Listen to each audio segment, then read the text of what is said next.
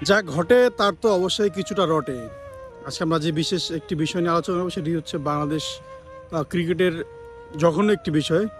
গতকালকে রিয়াসাত আজিম ভাই এবং হলো জাহানারার সাথে যেই ভিডিওটি প্রকাশ পায় এবং যেখানে জাহানারা তাদের সাথে যে যৌন হয়রানি বা তাদের সাথে যে আসলে নিপীড়ন হয়ে গেছে সেই সবগুলো বিষয় কিন্তু সে অল্প অল্প করে তুলে ধরেছে এটার মধ্যে। এবং এটার মধ্যে যে বাংলাদেশ ক্রিকেটের অনেক লোকরা সাথে যুক্ত আছে সে কিন্তু সবগুলো বিষয় কিন্তু তুলে ধরেছে। এইটা আমাদের জন্য কতটুকু ভালো বা কতটুকু খারাপ এটা কিন্তু বলা খুব মুশকিল। জানার তার থেকে বলছে এখনই আমরা বিচার করতে পারি না আসলে কে সঠিক বলেছে বা কে খারাপ বলেছে। সো কিন্তু বিষয়টা তো অবশ্যই কিছু একটা ঘটেছে, নাহলে তো উনি এইভাবে জাহানারা এইভাবে বলতে পারে না। কারণ কারোর সাথে কিছু যখন ঘটে তখনই সেটা আসলে সে বলতে পারে বা সে প্রকাশ করতে পারে।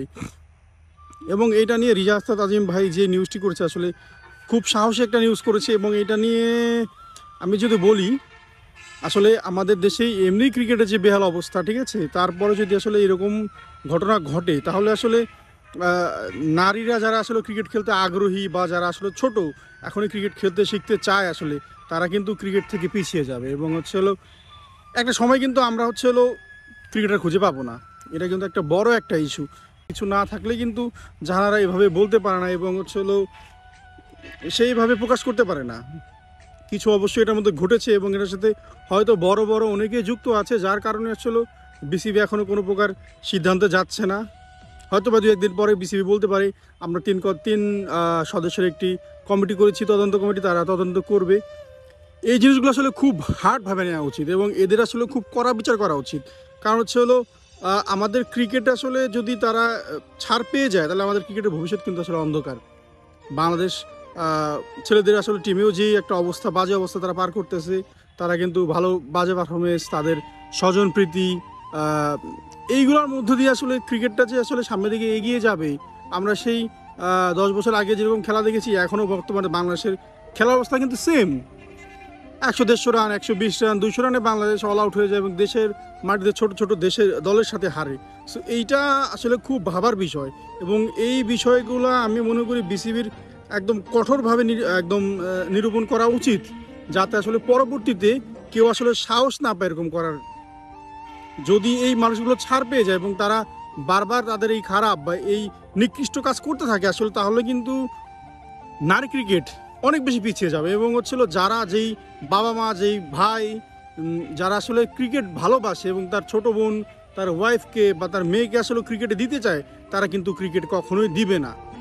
কোনো মা বা কোনো বাবা কিন্তু চাইবে না তার মেয়ের সাথে এরকম ঘটনা ঘটুক। আমি চাই বা আমি মনে করি এবং আমরা যারা ক্রিকেটকে ভালোবাসি, বাংলাদেশের ক্রিকেটকে ভালোবাসি এবং চাই ক্রিকেট এগিয়ে যাক, আমরা অবশ্যই চাইবো এটার কঠিন থেকে একটি কঠিন বিচার হোক এবং জাতি আসলে দেখুক এটা কতটুকু সত্যতা আছে বা কতটুকু বাছাই করে বের করা যায় আসলে কে বেশি দোষী এবং কোথায় কোথায় আসলে সমস্যা আছে।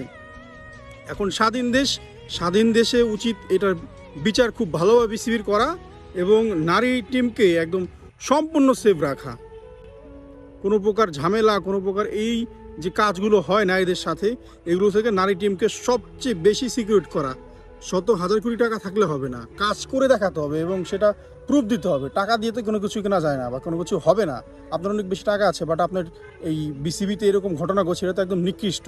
তো আমরা চাই যারা ক্রিকেটকে ভালোবাসি আপনি এই বিসিবি জিনিসগুলো দেখবে এবং এটা নিয়ে তদন্ত করে একটি সুষ্ঠু বিচার করবে এবং যারা এর সাথে দোষী আছে তাদেরকে কঠোরতম বিচার করা হোক এবং নারী টিমকে আরও বেশি সুরক্ষা দেওয়া হোক।